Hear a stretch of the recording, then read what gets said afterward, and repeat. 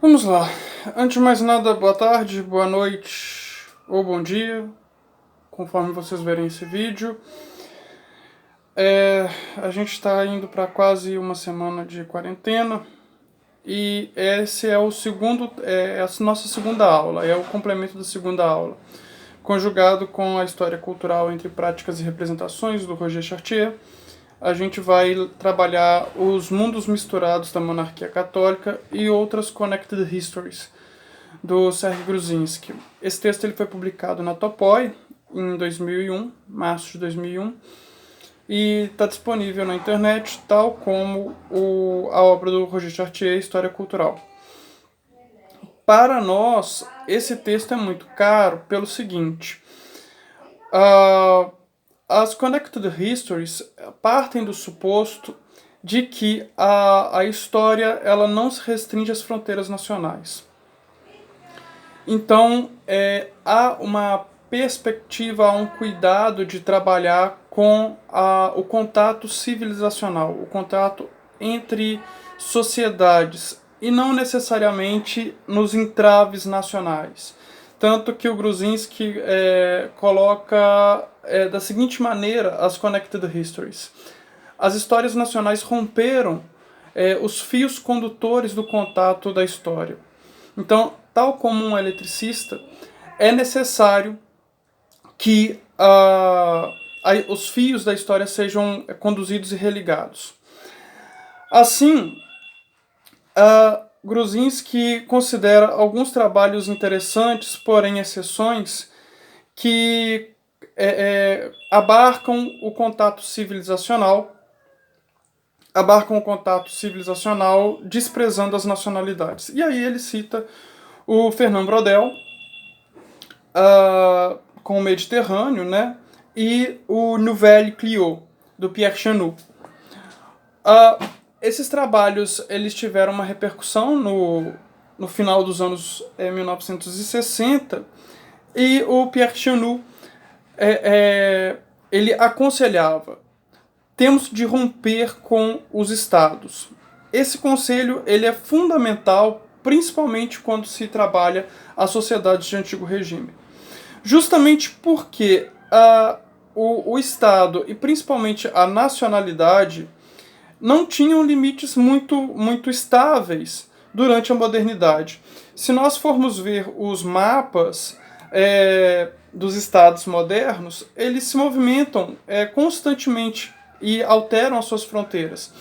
Isso se faz também nas possessões além-mar. Os territórios eles modificavam os seus as potências coloniais, né, a todo momento.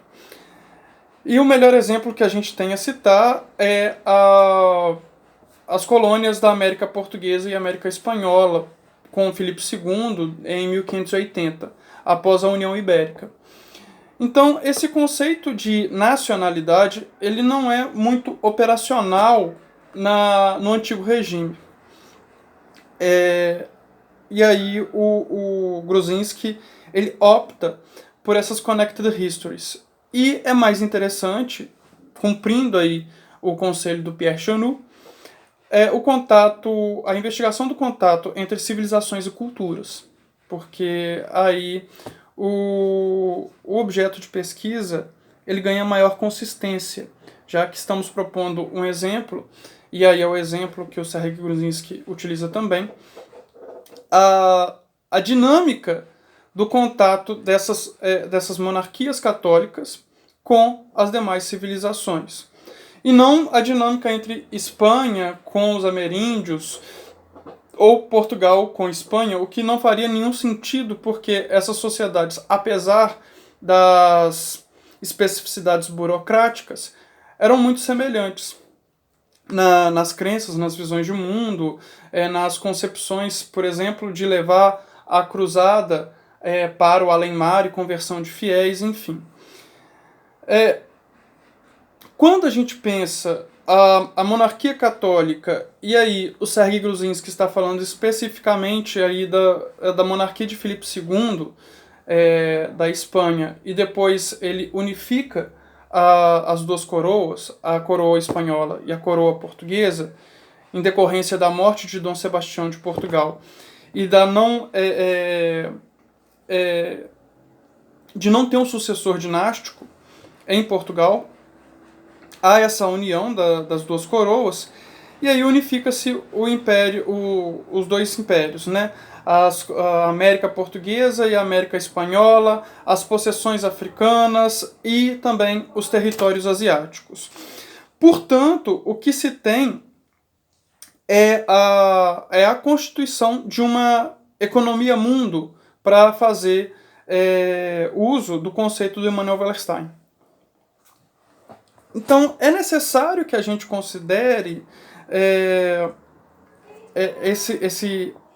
esse aspecto econômico, mas sem desprezar também a constituição do aparato burocrático montado para dar conta dessa escala planetária de território, né? Assim, indubitavelmente, sem qualquer sombra de dúvida, é necessário que se considere a ligação entre política e igreja por parte do Império Português e do Império Espanhol. E aí esse vínculo se faz, no caso português, através do padroado, onde o rei ele tinha uma atuação na escolha dos bispos e também na remuneração do corpo eclesiástico, o que promove um mal-estar nas relações entre rei e papado, e isso de uma maneira relativamente racional, porque a igreja tinha muito poder e os estados modernos começavam a emergir. Então, nesse sentido, para evitar um caráter hegemônico da igreja na política, os reis tensionavam politicamente de formas indiretas. Eles buscavam estratégias para a centralização do seu poder. Então percebemos aí que as monarquias elas não têm um caráter de poder absoluto, estrito sensu. Embora nos livros didáticos a gente encontre a nomenclatura absolutismo, as monarquias, os reis não tinham esse poder centralizador e absoluto. Eles dividiam esse poder, um dos eixos que eles dividiam o poder era com a igreja. E a igreja, ela foi uma pedra no sapato dos reis, mas também foi um pilar de sustentação, evidentemente. Porque ela fazia com que essas monarquias tão extensas, que iam da Ásia até a América, de Goa até o Rio de Janeiro, por exemplo, no caso português, dialogassem com o mesmo vocabulário. Todos estavam dentro de uma grande de um grande vínculo que é a religiosidade católica. Então a igreja fornecia esse cimento unitário, essa coesão civilizacional, entre aspas. E mais uma vez, essa questão dos limites nacionais deve ser problematizado e deve ser colocado de lado em relação ao antigo regime e considerada essa questão da civilização, quando a gente considera principalmente a trajetória dos homens da administração do Império Português. Um exemplo interessante é o de Salvador Sá. Salvador Sá foi governador do Rio de Janeiro e depois ele vai ser um encomendeiro, ou seja, um senhor de terras indígenas em Tucumã, na Argentina. Portanto, há uma permeabilidade territorial que não respeita os limites nacionais, principalmente, de novo, num contexto de União Ibérica. Então, e aí citando o Gruzinski, a monarquia católica, entre aspas, recobre um espaço que reúne vários continentes, aproxima ou conecta várias formas de governo e de organização social, confronta de maneira às vezes bastante brutal tradições, religiões totalmente distintas. E aí eu chamo a atenção para o conceito de representação do Roger Chartier, que a gente viu na nossa primeira aula. Esses indivíduos, eles transitavam por todo o império. Um indivíduo nascido na metrópole poderia ir para Goa e depois ir para o Rio de Janeiro. Um exemplo claro disso é o caso de Camões. Pero Vaz de Camões, além dele escrever Lusíadas, ele também navegava e lutava, né? Tanto que ele perdeu um olho. Camões, um português da metrópole, se apaixona por Dinamene, que é uma chinesa, e no Camboja ele tem um naufrágio, e aí ele tem que escolher entre Lusíadas, a obra estava em construção, e a Dinamene. Hoje a gente lê Lusíadas, então a gente sabe quem que Camões escolheu aí. Mas depois ele fez um soneto dentro de Lusíadas em homenagem a Dinamene. Mas ela morreu afogada.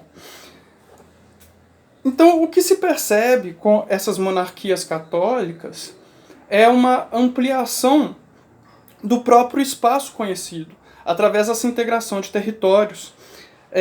A gente tem uma sofisticação e uma alteração fiscal, artística, científica, em vista do descobrimento desses novos territórios. Assim, é necessário a gente romper com esse etnocentrismo, porque essas modernizações, essas sofisticações em diversas áreas vão acontecer muito em função das descobertas, do contato com outras civilizações. Então, essas civilizações vão alterar as formas de ver o mundo do homem europeu. Então, quando se dilata esse espaço ocidental, há uma integração, há uma incorporação, por vezes há uma anexação territorial, mas o que não pode ser concluído é que há uma absorção, ou seja, há uma anulação de uma sociedade pela outra. Há uma modificação, há uma representação aí, há uma alteração dos espaços de representação. Através do contato, o homem português ele não se mantém igual ele era antes do contato, tal como essa nova essa sociedade recém-conhecida se mantém intacta. Vários outros aspectos são repensados a partir daí. A questão do local, do pertencimento, do espaço de nascimento e de qual território se pertence agora. Então tudo isso vai passar por um processo de deformação, utilizando uma categoria de Bourdieu, ou seja, de transformação dessas representações de mundo, através do contato dessas monarquias. O que vai haver é uma necessidade de levar a representação do poder real de maneira transnacional, ou seja, transcendendo os limites do Estado português, do Estado espanhol, para além-mar, e além disso, uma nova representação, uma nova forma de se ver desses indivíduos que tomam contato com o novo e tinham até então uma explicação de mundo ancorada pura e simplesmente nas Sagradas Escrituras. Então é isso, eu vou evitar de estender muito para não dar problema de baixar o vídeo no canal, tá certo? Lá no YouTube. Tchau, tchau.